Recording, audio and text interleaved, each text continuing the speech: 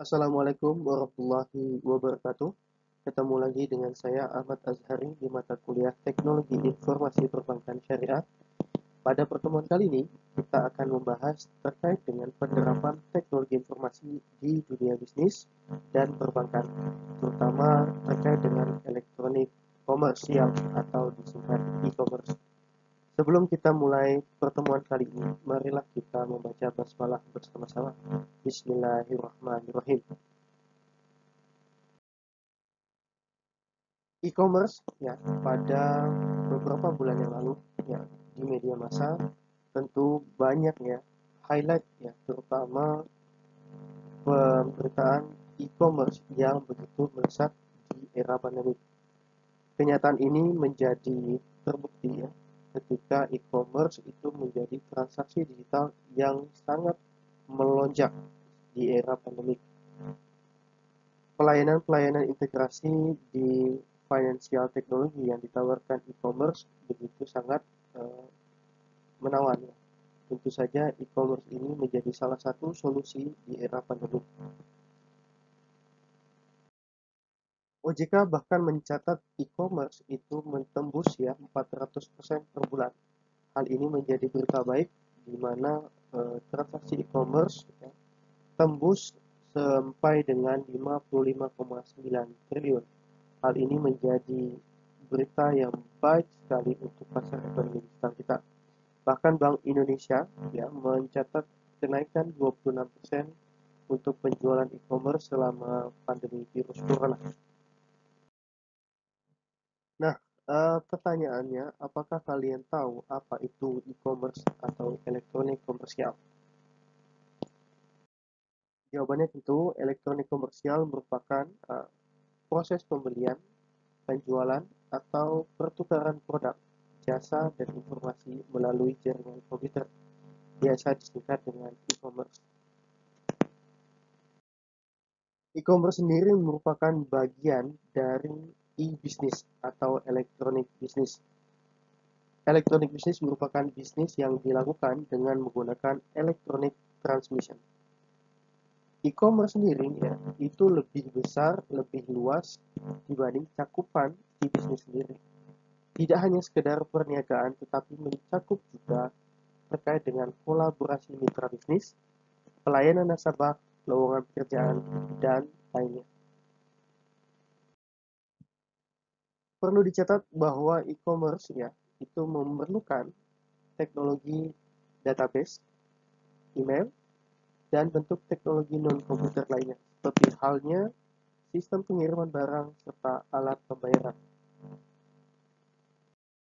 Tiga lapis integrasi infrastruktur yang perlu kita ketahui di dalam e-commerce. Pertama adalah infrastruktur sistem distribusi atau flow of goods. Kemudian yang kedua adalah infrastruktur pembayaran atau flow of money.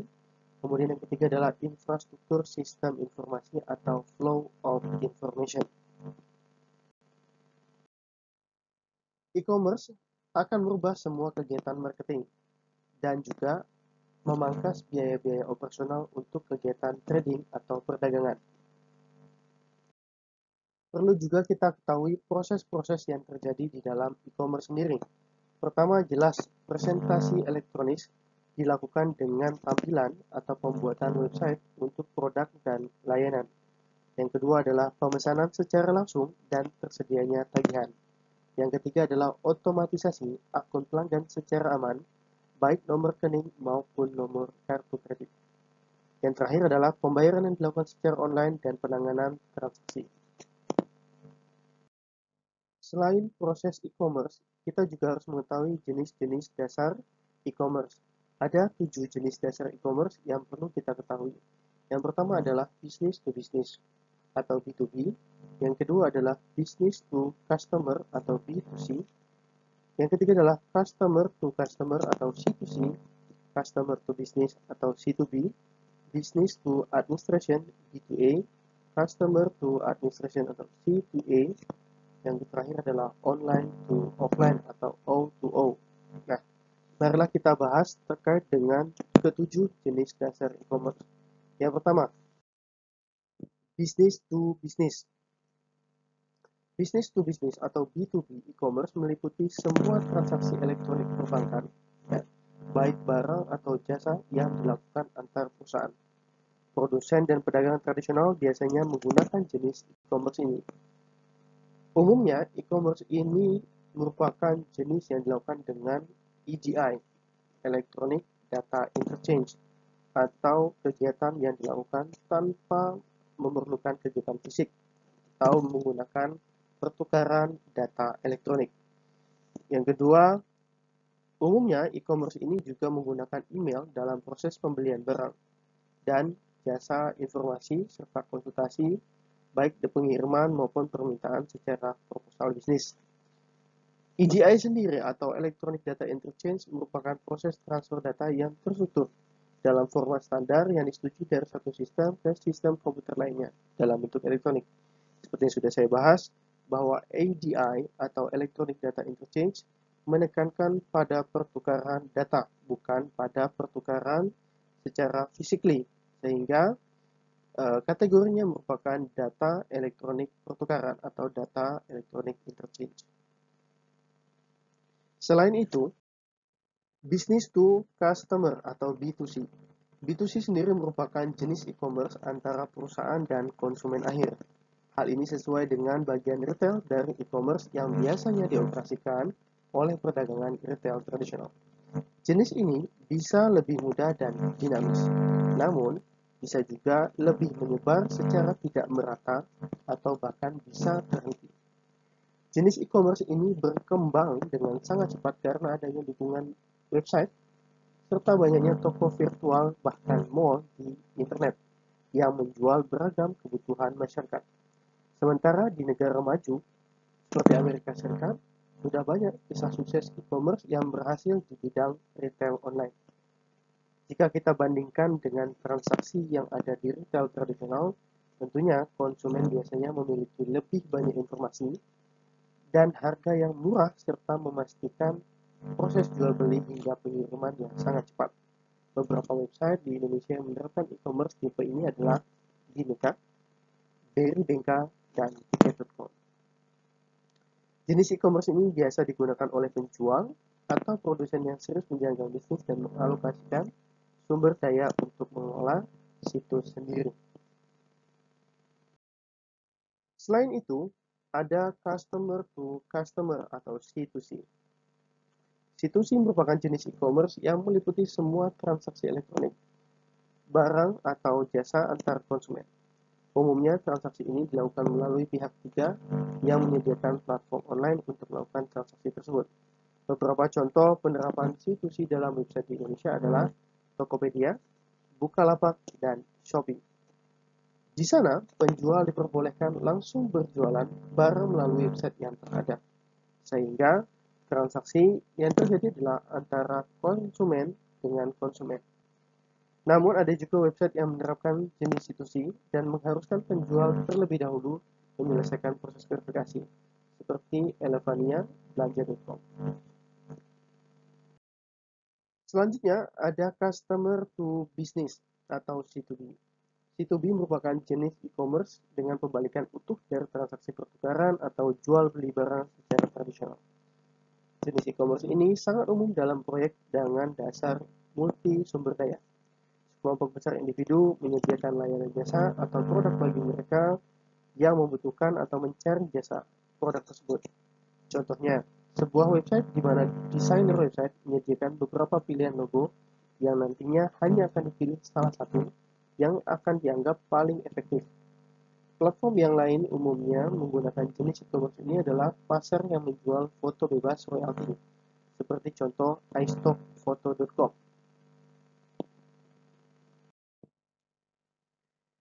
Business to Administration atau BTA. BTA merupakan jenis e-commerce yang mencakup semua transaksi yang dilakukan secara online antara perusahaan dan administrasi publik. Jenis e-commerce ini melibatkan banyak layanan, khususnya di bidang seperti fiskal, jaminan sosial, ketenagakerjaan, dokumen hukum, dan lain sebagainya. E-commerce B2A telah meningkat dalam beberapa tahun terakhir dengan investasi yang dibuat oleh e-government atau pihak pemerintah.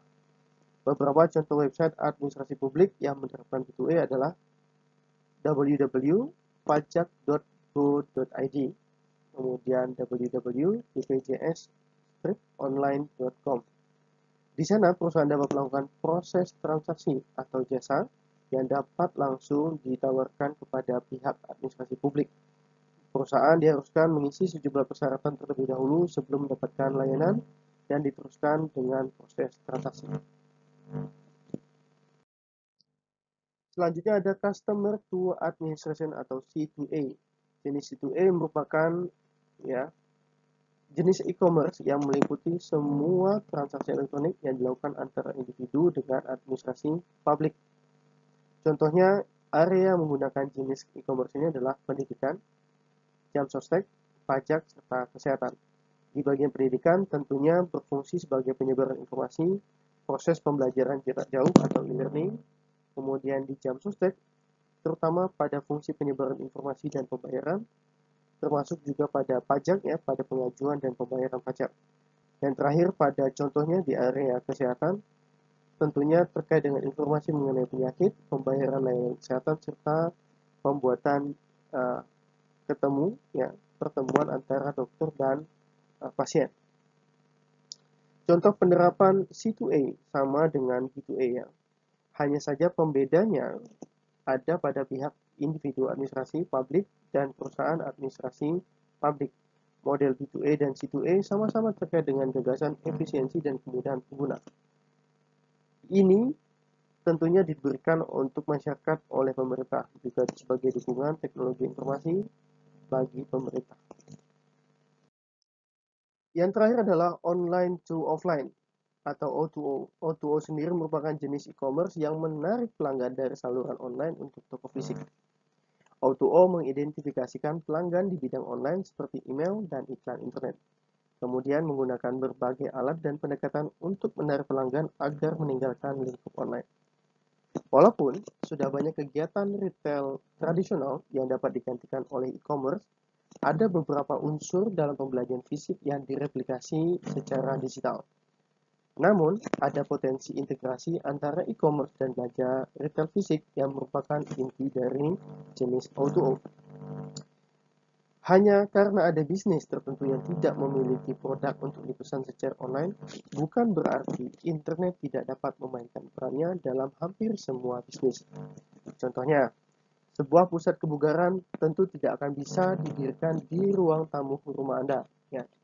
Di ruang tamu rumah Anda, namun dengan menggunakan layanan O2O yang disediakan perusahaan seperti Groupon Inc., pusat kebugaran tersebut bisa menyalurkan bisnis offline menjadi online. Beberapa perusahaan besar seperti Gojek dengan GoFood dan GoMartnya dan Airbnb juga menjalankan bisnis mereka dengan jenis O2O. Ini melalui website tersebut Anda bisa masuk ke dalam toko, mengambil dan membayar barang yang dibeli serta mengembalikan barang tanpa terjadinya risiko kesalahan. Tentunya kemunculan e-commerce memberikan beberapa dampak positif bagi aktivitas pemasaran. Dampak positif e-commerce dalam perspektif pelaku bisnis. Tentu ada beberapa poin yang perlu kita bahas Yang pertama adalah perspektifnya terkait dengan kemudahan promosi produk dan jasa secara interaktif dan real time melalui saluran komunikasi langsung via internet. Yang kedua, menciptakan saluran distribusi baru yang bisa menjangkau lebih banyak pelanggan di hampir semua belahan dunia. Yang ketiga adalah memberikan penghematan signifikan dalam hal biaya, pengiriman informasi, dan produk digitalisasi. Yang keempat adalah menekan waktu siklus dan tugas-tugas administratif, terutama dalam pemasaran secara internasional, mulai dari pemesanan hingga pengiriman produk. Yang kelima adalah layanan pelanggan yang lebih responsif dan lebih memuaskan, karena pelanggan bisa mendapatkan informasi lebih rinci dan merespon cepat secara online. Yang keenam adalah memfasilitasi mass customization yang telah diterapkan dalam sejumlah produk seperti seperti kosmetik, mobil, rumah, komputer, kartu ucapan, dan berbagai macam produk lainnya. memudahkan aplikasi one-to-one atau direct advertising yang lebih efektif dibandingkan mass advertising. Selanjutnya adalah menghemat biaya dan waktu dalam menangani pemesanan, karena sistem pemesanan elektronik memungkinkan pemrosesan yang lebih cepat dan akurat. Yang terakhir adalah menghadirkan pasar maya atau virtual ya, sebagai komplement dari pasar tradisional. Dampak positif lainnya dari perspektif transformasi organisasi. Dalam hal transformasi organisasi, e-commerce mengubah karakteristik pekerjaan karir dan kompensasi. E-commerce menuntut kompetensi, komitmen, kreativitas, fleksibilitas karyawan dalam beradaptasi dengan setiap perubahan lingkungan yang ramping. E-commerce bercirikan pemberdayaan dan desentralisasi wewenang, beranggotakan knowledge-based worker, mampu beradaptasi secara tepat dengan teknologi baru, dan perubahan lingkungan atau learning organization, mampu dan berani bereksperimen dengan produk, jasa maupun produk, dan mampu mengelola perubahan secara strategik. Dampak positif lainnya dari e-commerce dari perspektif redefinisi organisasi. E-commerce memunculkan model bisnis baru yang berbasis jasa online di marketplace. Perubahan ini antara lain meliputi peralihan dari sistem produksi massal menjadi pemanufakturan just in time atau JIT yang lebih customized, integrasi berbagai sistem fungsional seperti produksi, keuangan, pemasaran, dan sumber daya manusia. Selanjutnya kita akan membahas terkait dengan penerapan e-commerce sendiri untuk perbankan. Alasan utama dalam penerapan e-commerce tentunya dalam melayani ya, bentuk layanan yang harus mampu diberikan kepada nasabah ya, terutama dalam hal kecepatan, kemudahan, dan keamanan. Ini merupakan salah satu bentuk layanan yang harus mampu diberikan oleh lembaga perbankan kepada para nasabahnya. Manajemen sistem informasi dan penerapan teknologi yang canggih dan memadai sangat-sangat diperlukan agar mampu memberikan layanan yang sesuai dengan harapan dan keinginan para nasabah, serta mampu tetap bersaing dengan lembaga keuangan atau bank lainnya. Dalam rangka meningkatkan pelayanan dan kepuasan pelanggan, suatu bank perlu menerapkan electronic business system atau e-business tadi ya, pada beberapa fungsi bisnis yang dimiliki. Salah satu penerapan e-business di bidang marketing adalah menyediakan informasi layanan dan produk dengan memanfaatkan fasilitas media internet yang biasa kita sebut tadi dengan e-commerce. Nah, perlu kita lihat bahwa ya digital banking transformation ya. Dalam hal ini tentu saja perbankan melakukan transformasi secara besar-besaran dalam era digital kali ini. McKinsey, sebuah perusahaan konsultan riset di Amerika Serikat, mengatakan setiap 1 dari 3 orang di dunia, terutama di negara maju dan berkembang, pasti memiliki smartphone atau ponsel pintar. Nah, hal ini terkait dengan inovasi digital banking. Karena setiap orang memiliki smartphone, tentu saja perlu perubahan, perlu inovasi terkait dengan perbankan secara era digital. Kenapa harus digital banking? Sanjeev, seorang manager of quality assurance dari Oracle, mengatakan lebih dari 60% nasabah bank menggunakan smartphone atau tablet untuk aktivitas perbankan. Digital banking dapat mengurangi biaya operasional perbankan itu sendiri, yang artinya budget perbankan bisa dialihkan untuk kebutuhan lainnya. Menariknya, lebih banyak lagi nasabah baru terutama di daerah atau kawasan yang belum ada cabang dari bank tersebut. McKinsey juga mengatakan bahwa rata-rata nasabah berinteraksi dengan bank melalui layanan digital atau online banking sebanyak 2 kali sehari, terutama yang berhubungan dengan kegiatan bayar-membayar, seperti mengecek pembayaran atau uang masuk serta membayar tagihan. Sehingga dapat disimpulkan bahwa bank bisa melihat kecenderungan nasabah dalam beraktivitas digital banking untuk meningkatkan peluang pemasukan atau revenue bank itu sendiri, dan kepercayaan atau trust.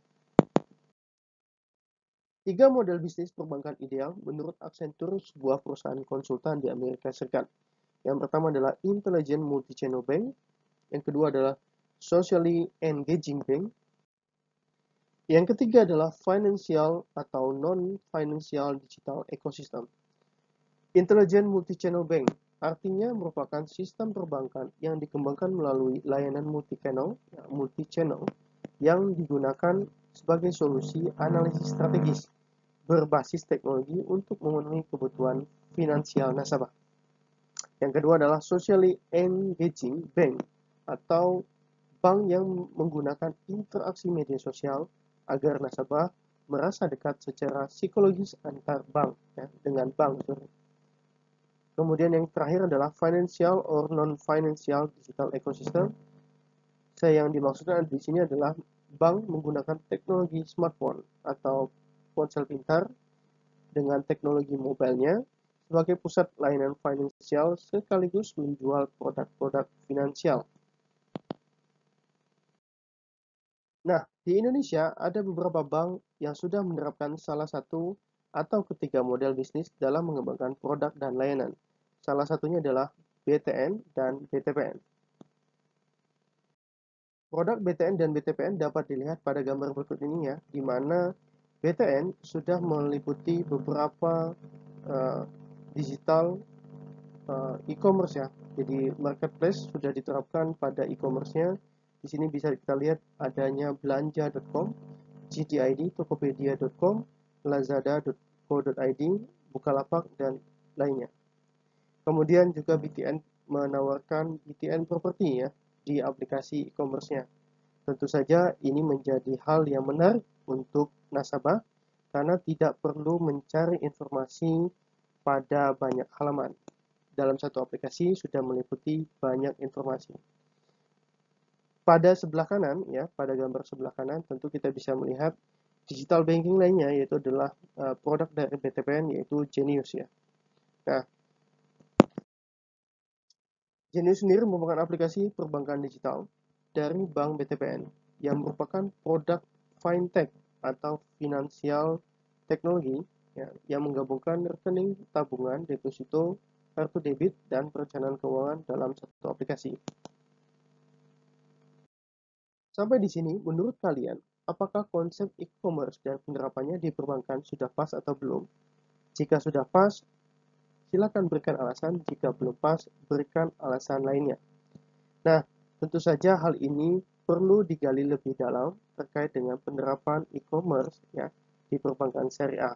Apakah sudah ada ya penerapan e-commerce di perbankan syariah? Jika sudah ada, silakan tuliskan sekaligus di dalam tugas yang akan kalian kumpulkan berikutnya. Silakan jika ada pertanyaan terkait dengan tugas maupun materi kali ini, silakan tulis di Google Classroom ya, di kolom stream maupun di WhatsApp group serta di YouTube komen. Jika ada pertanyaan, insya Allah saya akan balas satu persatu di Google Classroom, WhatsApp group maupun di YouTube komen. Oke, sampai di sini kita tutup pertemuan kali ini dengan melafalkan hamdalah bersama-sama. Alhamdulillahirabbil alamin. Oke, sampai jumpa di pertemuan berikutnya. Terima kasih. Saya tutup sekian. Wassalamualaikum warahmatullahi wabarakatuh.